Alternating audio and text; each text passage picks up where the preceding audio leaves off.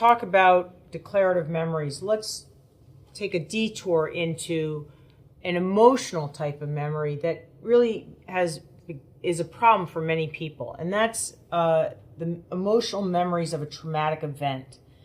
So many people suffer from post-traumatic stress disorder, and in that situation, there are triggers that remind an individual of an initial traumatic event that then evoke a whole emotional reaction that can become overwhelming and actually debilitating. So what we're going to talk about in this segment is why traumatic events are particularly memorable and what we can do to try and make them less memorable or less evocative of an emotional reaction. So if you look at a neutral situation and a very highly charged situation, emotionally charged situation, which one will you remember? Which one are you more likely to remember? Well, you're more likely to remember the emotionally charged situation. If I show you a photograph of a car that's intact, and if I show you a photograph of a car that's been in a horrific car accident, you're going to remember details about the car and the scenery in the emotional photograph far more than you will in the neutral photograph. And that's because emotion is going to facilitate memory formation. And that is a great thing because we don't want to fill up our memory banks with all sorts of boring details about stuff that we don't really care about. We want to remember things that we have a lot of, that are impactful to our lives, that make a difference to us. And those are emotional events. So we remember the moment that we saw the person that we're going to spend the rest of our lives with. We remember the birth of a child. We remember the death of a friend or of a parent. These things are impactful. They're going to make a difference, and they are preferentially remembered over more mundane and everyday events. So in the situation of witnessing or being the victim of a trauma, there are a lot of details about the sensory environment that are associated with that trauma, and then re-exposure to those details can trigger the same emotional reaction that the original trauma triggered.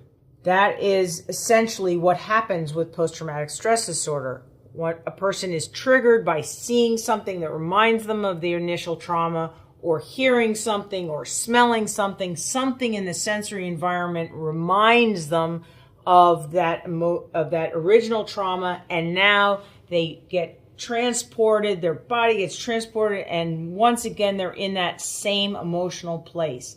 And that can be that can be very debilitating. So what can we do about that? What we can do about that, what people are starting to do about that, is to take the emotion out of it. And so essentially, if you recall from our discussion of emotion, emotion has a brain component and a body component, and it really works best when those two are working together. But let's take out the body component.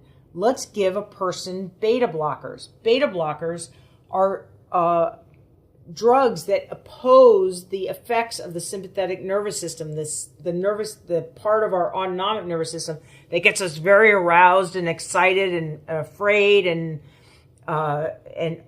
gives us a lot of energy to fight or to flee or to react.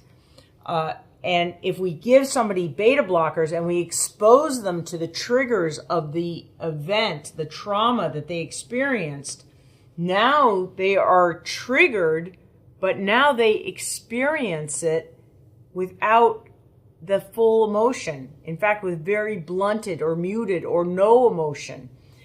So now they can make a new memory. They can consolidate. They can, with beta blockers on board, they can consolidate that memory. They can remake that memory without all the emotion. And then the next time they're exposed to the trigger, hopefully they'll remember the experience that they had with the beta blockers on board. So they'll remember the non-emotional experience. So if you expose them time and time again to the trigger with beta blockers on board, the hope is that you can unlearn the initial association between the trigger and the emotional arousal, emotional reaction, and relearn the fact that this trigger does not, in fact, elicit a big emotional response. And this is a treatment that I think has a lot of promise for a lot of people. Unfortunately, there's a lot of trauma in this world, and a lot of people suffer after experiencing those traumas. Okay, so now we'll go on to declarative memories.